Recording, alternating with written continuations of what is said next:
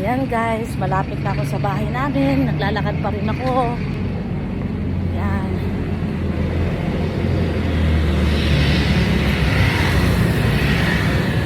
Ayan. Ayan yung tindahan na dyan kami nagpapaload. Tsaka dyan kami nag-gcash. Ayan. So, lagi ako lumilingon kasi naiilang pa rin ako pag may dumadaan na motor. Baka hablutin bigla ang cellphone natin. Pero sa awa naman ng Diyos, wala na dito sa amin yung yung randing and tandem. Dati naku, usong-uso dito sa amin ang randing and tandem. Ayan. So, nandito tayo sa pavement, naglalakada yan.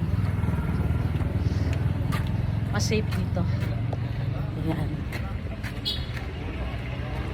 Ayan guys, pababa na ako. Ayan maraming tao. Diba? Kaya hindi nakakatakot. Ayan. Safe na safe tayo dito. Maliwanag pa sa buwan. Ayan. So naglalakad pa rin tayo hanggang ngayon. At natapos na rin ang ating walking exercise. At this is my third day. Third day ko pa lang. Kasi parang 2 araw akong hindi hindi pala.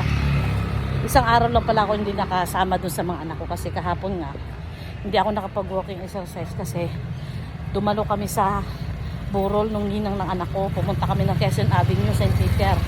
Kaya hindi ako nakasama. So, ito yung pang 3rd day ko sa kanila, pang 4 na. So, guys, i-update ko kayo every day na pag-walking ko kung ilang days na ako.